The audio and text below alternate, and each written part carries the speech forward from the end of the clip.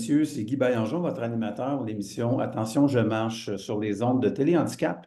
Téléhandicap, c'est la télé YouTube qui donne la voix aux sans-voix. Et ce matin, encore deux invités en or qui sont avec nous de la Société québécoise de déficience intellectuelle. J'ai Madame Amélie Durand-Lot, pardon, qui est directrice générale, et aussi Julie Brodeur, qui est une usagère et membre du conseil d'administration et porte-parole de la campagne actuelle de la Société québécoise de déficience intellectuelle. Donc, la campagne s'appelle J'ai ma place.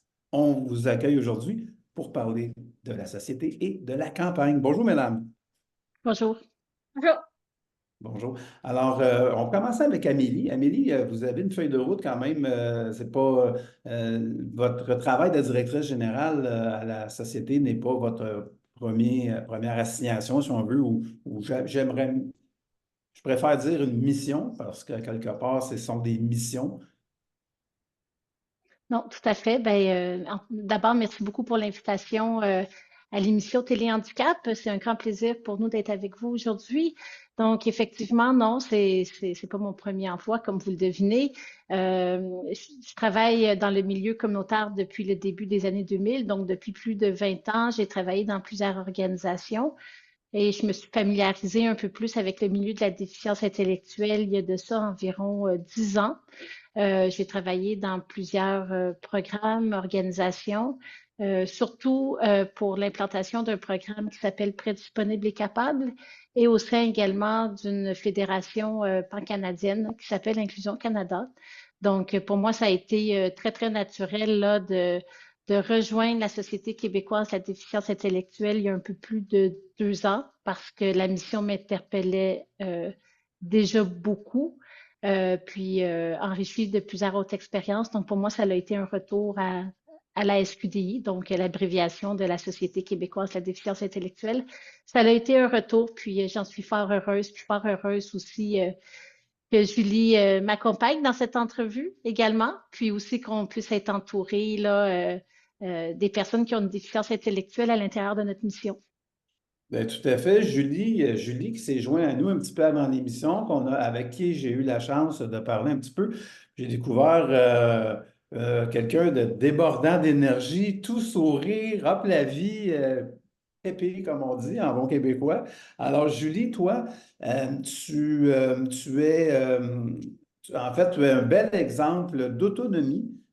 Donc, tu es autonome depuis une douzaine d'années et tu habites en HLM depuis, je crois, maintenant 9 ans. Est-ce que c'est ça? Oui, Est-ce moi, que tu peux me oui, parler un c'est petit ça. peu de ton expérience? OK.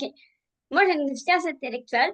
Mon parcours est, quand je suis née, je suis une erreur médicale. J'ai manqué le déroulement, je ne sais pas si quel qui est la vraie. J'ai manqué entre 4 à 10 minutes d'oxygène au cerveau. Ça m'a fait plusieurs séquelles. J'ai des yeux que je vois d'un yeux, j'ai un problème de nez. J'ai un problème aussi de langage. J'ai une, Comme les enfants sont nés, j'ai une fissure palatine dans la bouche, qui veut dire que l'habitude des enfants, c'est la lèvre gercée. Moi, j'ai un trou dans mon palais gros comme ça. Euh, à l'âge de 8 ans, j'ai fait beaucoup de titres. À 32 ans, j'ai eu ma surdité, que j'ai des appareils auditifs. Le pourquoi que moi, j'ai toujours vu mes frères et sœurs partir en appartement. Ma mère était là beaucoup pour moi. Mes parents ont, ma mère m'a donné mon autonomie pour vivre seule en appartement. Ils ont fondé un organisme. Puis, j'ai été vivre là 5 ans. Puis, ils m'ont donné la chance, il y a 12 ans. J'ai vécu en appartement juste en face de chez nous. Il y a 9 ans. Ça fait, en HLM, privé et une HLM public, c'est beaucoup différent. Parce que le privé, l'office est propriétaire. Il y a des prix loyers. Chez moi, c'est non. Moi, c'est mon propriétaire qui reçoit l'argent. Comme mon loyer, je paye comme, exemple, 45 de mon loyer et le 55, c'est l'Office de l'habitation du Lac-Saint-Pierre de ma région de Louisville qui paye pour moi. Le pourquoi que j'ai voulu m'impliquer Oui. en avril, j'ai vu sur la page Facebook de la SQDI qu'ils demandaient des administrateurs. Puis j'avais 7 ans que je connais la SQDI parce que je gérais des organismes communautaires il y a pendant 15 ans.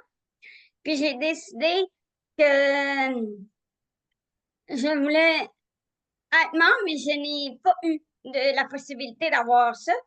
Puis quand j'ai vu la demande, quelques jours après, 2 semaines après, Noémie m'a invité, grâce à Amélie, de pouvoir venir être filmée à la maison pour la mobilisation. Moi, je veux faire la différence. Parce que mon but dans la vie, c'est de faire de la sensibilisation. Comme ce matin. Mon but, c'est ça. Je veux faire de la sensibilisation pour démontrer ma différence. Parce que ça fait 20 ans. Puis, juste pour vous le dire, j'ai 17 hommages sur ma vie. C'est toute 17. l'histoire. Oh, ouais, vous avez bien entendu. J'en ai 17, j'en ai un par année depuis que je vis en appartement. Ça veut dire qu'on reconnaît que tu fais la différence, à quelque part. Exact. C'est ça. Oui, Ben, c'est ça. bravo, bravo. Écoute, bravo, c'est tout à ton honneur. Puis, je pense que tu étais prête pour la SQDI, tu sais, après d'avoir occupé d'organismes communautaires et avoir fait de la gestion, etc., pendant toutes ces années-là. C'est même pas un hasard que tu sois rendu là. Tu étais vraiment prête, là. Tu Exact. étais rendu là. Ouais. Euh, J'aimerais juste parler un petit peu, justement, on t'a parlé d'Office municipal d'habitation, la région du Lac-Saint-Pierre, tantôt, etc. Donc, toi, tu fais partie du programme de supplément au loyer, le Ouais. PSL, hein, comme on appelle. Exact. Oui, c'est ça. Le PSL, je pense que ça donne peut-être quelque chose comme un 700 par mois autour de. Non, ça C'est ça. dépend du moyen. Ça Ça dépend dépend. OK, si vous ne savez pas comment ça marche, bon, moi, je vais vous l'expliquer. Je veux que tu Même, m'apprennes même ça. mes propres parents ne savent pas comment ça marche. C'est drôle. Parfait. Que c'est, à chaque année, vous êtes obligé de faire un rapport d'impôt. Oui. Bon, mais à chaque année, on fait un rapport d'impôt. Puis ce rapport d'impôt-là, ils font que vous prenez 25 de votre loyer. Puis pas de votre loyer, de votre prix de votre revenu brut, Oui. juste provincial. OK. L'Office municipal du Lac-Saint-Pierre, c'est l'office de la MRC de Masquinongé, parce que moi, j'habite en Mauricie, région 4 du Québec. Puis, eux, les municipalités sont, comme moi, ma municipalité, qui est Louisville, moi, vous devez entendre parler de mon maire, qui est Maudéet. Le fameux maire spécial, c'est mon maire.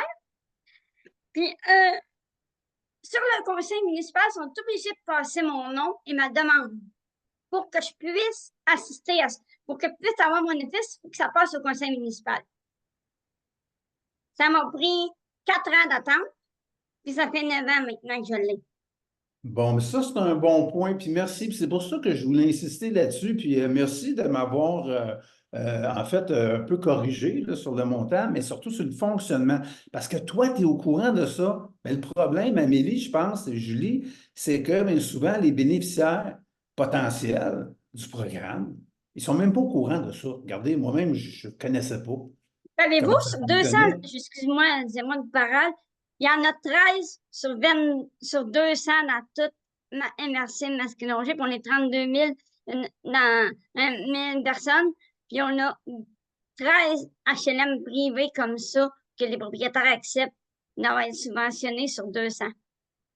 Alors, donc, tu sais, il y a tout un travail à faire de ce côté-là. Puis je pense que la SQDI, à moins que je me trompe encore une fois, Amélie, corrigez-moi si je me trompe encore, ça fait partie, en fait, des chantiers de la SQDI, ça, d'avoir, parce que vous avez présentement, il y a la campagne J'ai ma place. Vous pouvez nous en parler? Allons-y, tiens, au cœur du sujet de la campagne actuelle. J'ai ma place. Amélie, s'il vous plaît. Oui, oui, tout à fait. Donc, ben, la campagne J'ai ma place, en fait, historiquement, Nous, à la SQDI, on existe depuis 75 ans. On est un regroupement d'organisations membres à travers la province. Donc, on a des organisations, plus d'une centaine d'organisations qui font partie de notre regroupement. Donc, historiquement, on a toujours été très, très préoccupés par la qualité de vie des personnes qui ont une déficience intellectuelle et leurs proches. Et le sujet de l'habitation est devenu une préoccupation qui est grandissante au fil des années. On a sondé le milieu de la déficience intellectuelle, puis on leur a demandé, bon, quels enjeux semblent les plus prioritaires ou quelles sont les situations les plus urgentes pour vous. Nous, on Oui. le constatait beaucoup là, sur le terrain. On a reçu beaucoup d'appels de personnes qui ont une déficience intellectuelle, de parents qui nous parlaient de différentes situations qui étaient pas désirées.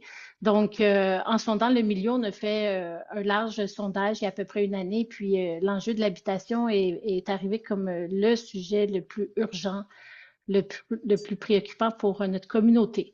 Donc, c'est suite à cette consultation-là qu'on a décidé de lancer au mois de juin la campagne de mobilisation en habitation qui s'intitule J'ai ma place. Donc, qui fait écho à la place que devraient occuper les personnes qui ont une déficience intellectuelle dans un milieu de vie qui est sécuritaire, sain et stimulant. Donc, pour le moment, on a un site Internet. Je vous invite à visiter jmaplace.ca, qui est vraiment un endroit où on retrouve plusieurs informations, puis aussi du contenu à partager là, pour s'impliquer dans la campagne. Ben, ça, c'est très bien. Dites-moi, cette campagne-là, donc, si on va, pour donner des sous, en fait, on peut aller sur le site directement, le site de la SQDI. Pour donner, ben, en fait, on ne cherche pas nécessairement à avoir des donateurs par le biais de cette campagne-là. La campagne a plusieurs objectifs. Donc, un des premiers axes, c'est vraiment de pouvoir sensibiliser le grand public sur la situation des personnes qui ont une déficience intellectuelle en lien avec l'habitation, le logement ou leur situation dans différents types de milieux de vie. Donc, c'est vraiment notre objectif premier, là, à la base, c'est vraiment de sensibiliser monsieur, madame, tout le monde dans l'espace public sur la situation des personnes qui ont une déficience intellectuelle parce que c'est très méconnu en dehors du réseau des personnes en situation de handicap. Donc, c'est notre premier objectif. Donc, merci pour l'invitation. Ce qu'on fait aujourd'hui fait partie aussi de nos activités de sensibilisation. Ensuite, ce qu'on veut aussi, c'est apporter des solutions. Mais aussi apporter des solutions auprès du gouvernement, mais pas nécessairement seulement la Société québécoise de la déficience intellectuelle. Ce qu'on veut, c'est de se servir de la force de notre réseau. Donc, Oui. nous sommes impliqués, mais aussi les personnes qui ont une déficience intellectuelle le sont dans la campagne, les parents, les organisations membres. Donc, on a tous et chacun du contenu à partager. On est impliqué dans la sensibilisation. On veut vraiment que ce soit un mouvement qui est partagé et ressenti par le plus d'acteurs possible. Donc, à l'automne, on va faire beaucoup de bruit pour revendiquer la place que les personnes devraient avoir en habitation. Oui, absolument. Ben oui, puis on le sait avec les taux d'inoccupation qui sont très bas au Québec. Puis aussi, on dit que les ressources sont limitées, les besoins illimités. Parfois, en fait, beaucoup de domaines communautaires et parfois laissés pour compte. Et puis, c'est vraiment très, très important des initiatives de ce type-là. J'ai eu connaissance de cas où, dans certaines villes du Québec, les organismes communautaires qui étaient hébergés gratuitement par les municipalités ont reçu des lettres en fait, on les mettait dehors carrément des locaux qu'on leur prêtait. Alors Ça, déjà que c'est c'est ça qui pas est arrivé. Moi, facile. c'est arrivé. Moi, C'est c'est arrivé arrivé. chez Mon vous? association de personnes handicapées, où ce que j'étais avant, qui liégeait là depuis la fondation, Oui. ils ont 45, ils ont 46 ans cette année. Il y a 6 ans, ils ont été obligés de se trouver des nouveaux locaux. Ils ont été obligés de déménager 3, 4 fois en 6 ans dans les mêmes locaux parce que la ville a trouvé que, notre municipalité a trouvé que il y avait du mauvais traitement dans les murs. Ils ont injecté, sans blague, là, dans un centre communautaire dans la région de Louisville, 17 organismes à but non lucratif qui étaient logés dans un centre communautaire, puis ils ont perdu le loyer. C'était tout maintenant, là, même avec le PSOC, toutes les subventions, tout, essayer de retrouver du monde, des locaux à plein d'organismes. Ils en ont trouvé dans la journée, mais ils ont été chanceux. Mais les loyers, là, quand tu es habitué de payer 200-300 piastres de loyer, tu es rendu à 600 piastres pour un loyer parce que la municipalité, puis en plus, la municipalité a viré de bord, puis en plus, ils ont fait des logements dans ce qui était pourri pour sortir 17 organismes, ils ont fait des logements dans le bâtiment. C'est un exemple. En fait, c'est un exemple. Donc, déjà, non, mais tu sais, on dit charité bien ordonnée commence par soi-même. Donc, à quelque part, ça aussi, ça fait partie du travail qu'on a à faire. On pense globalement, on agit localement. Donc, ça veut dire que dans votre ville, dans votre région, dans votre MRC, il y a tout un travail, puis je pense que vous le faites très bien. Puis, j'ai hâte d'entendre le bruit à la rentrée en septembre.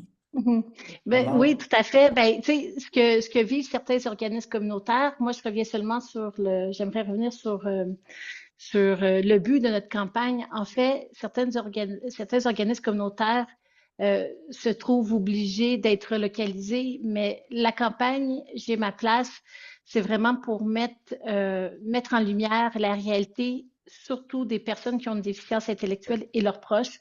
Donc, elles vivent dans leur parcours de vie les mêmes situations que vivent les organismes. Donc, évidemment, ça a des répercussions. Les personnes qui ont une déficience intellectuelle, leurs proches aussi, se font souvent déraciner de leur milieu de vie, justement pour avoir un lieu d'habitation. On leur propose des endroits souvent qui sont pas toujours dans le respect, qui respectent pas nécessairement toujours la dignité des personnes, puis on leur impose souvent des lieux pour habiter sans nécessairement écouter leur volonté d'être soit en logement de façon autonome, d'être en logement supervisé, ou sinon d'être en résidence. Donc, il y a un gros mouvement de personnel, mais aussi les personnes peuvent déménager quand même assez fréquemment aussi d'une résidence à l'autre. Tout ça, c'est un écosystème qui est très, très problématique.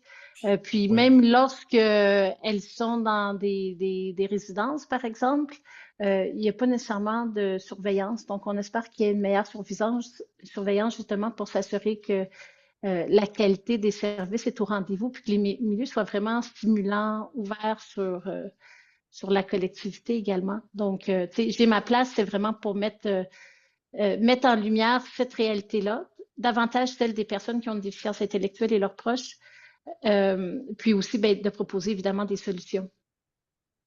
Bien, tout à fait, parce que je crois que la solution, qui n'en est pas vraiment une, exemple, les parents, le père, la mère ou les deux, vont tu sais, continuer en fait d'héberger l'enfant devenu adulte qui pourrait être autonome, mais par manque de ressources, ben, il va rester à la maison, il va rester. Puis à quelque part, ben là, on a des maisons de répit aussi, tu sais, parce que qu'on le veuille ou pas, les parents, parfois, ils veulent aller faire un petit tour, ils veulent faire une petite vacance d'une semaine, ou ils veulent juste se retrouver, peut-être juste en amoureux quelques jours. Puis ça, c'est pas facile, mais c'est pas parce que leur enfant est pas autonome, c'est parce qu'il n'y a pas d'endroit où vivre. Exact. Alors que si c'est l'œuf ou la poule, là, hein? C'est vous continuez comme un peu, Julie, toi, tu as eu l'opportunité de traverser la rue pour aller vivre de l'autre bord, mais c'est pas mon Dieu, donné. ça a été rough pour vous dire.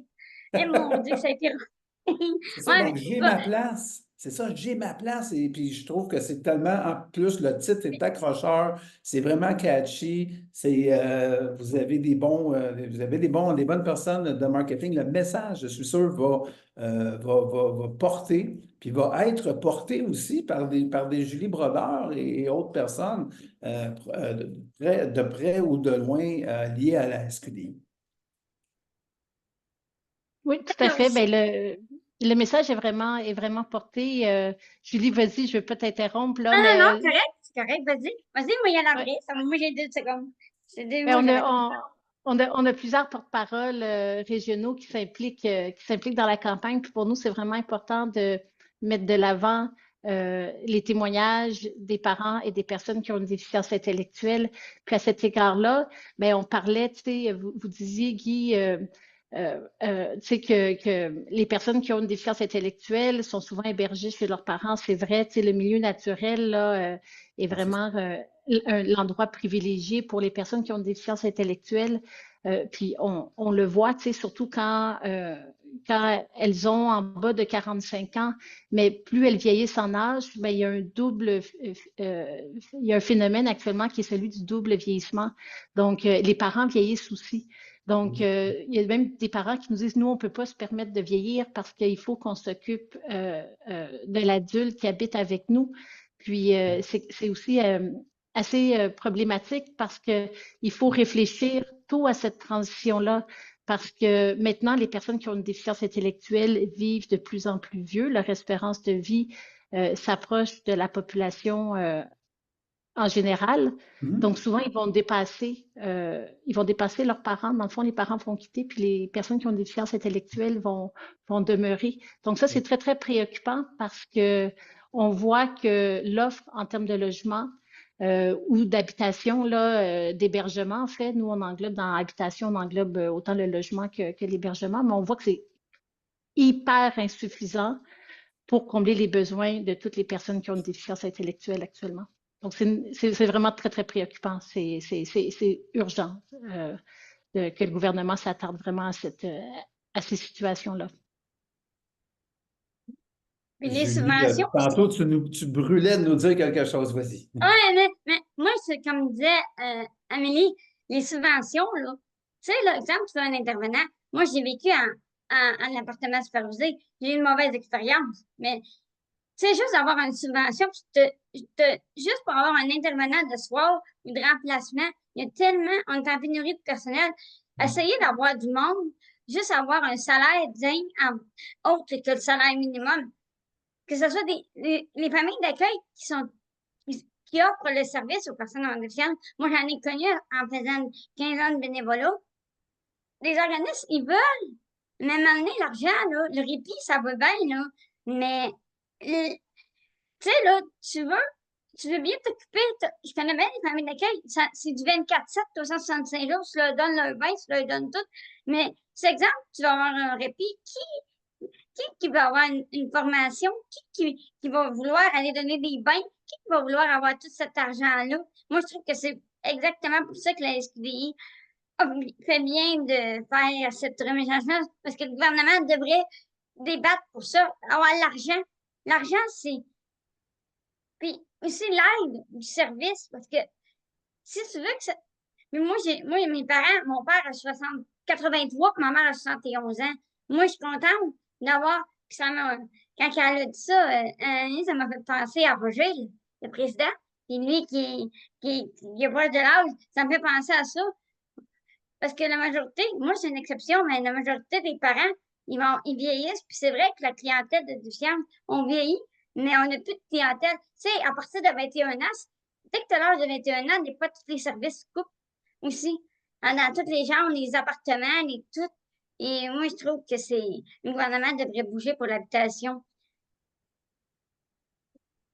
Alors, on continue la campagne, on continue les démarches, on continue d'insister, un peu comme avec les enfants à qui il faut répéter et encore répéter pour qu'ils finissent par comprendre, hein? Alors, les décideurs vont finir par comprendre, puis nous donner, et puis reconnaître aussi que les personnes en situation de handicap, bien, ils sont des citoyens à part entière, puis ils ont le droit d'être écoutés, puis ils ont le droit d'être entendus, puis ils ont le droit d'obtenir les services dont ils ont besoin, sans exception, puis de façon inclusive et universelle, hein? On peut Mhm. s'entendre là-dessus. Oui, je pense que vous avez bien résumé. Oui. Alors, mesdames, Julie Brodeur, Amélie Durando de la SQDI, c'était vraiment un plaisir de vous recevoir ce matin. Et bonne campagne. Donc, j'ai ma place de la Société québécoise de la déficience intellectuelle, SQDI. Le lien va être en attachement en bas de la vidéo lorsqu'elle sera sur Téléhandicap. Puis moi, ben, personnellement, sur ma page, je vais faire un clin d'œil à la SQDI, je vais mettre un lien, puis je vais mettre un petit mot là, en dessous de ma page personnelle sur Facebook, etc., pour vous faire mieux connaître, puis vous faire aussi pour véhiculer le... Parce que c'est ensemble, on va plus loin, comme je dis Et souvent. juste pour finir, pour les affaires gouvernementales, quand Oui. la vidéo, j'ai posé à Émilie, mais mon maire mon maire de ma municipalité et mon député provincial vont faire une publicité en septembre sur J'ai ma place, sur Bravo. les vidéos. Bravo. Oh, je pense qu'il y a du Julie derrière ça. Oui, elle dit oui. Excellent. Ben, écoute, félicitations. Puis je trouve, en tout cas, c'est un vent de fraîcheur aujourd'hui. L'enregistrement encore vraiment wow. Et puis, encore une fois, je vous remercie. Puis tout le monde, gardez le sourire à la maison, réécoutez, partagez, likez. Puis on se revoit bientôt pour un autre épisode de Attention, je marche sur Télé Handicap.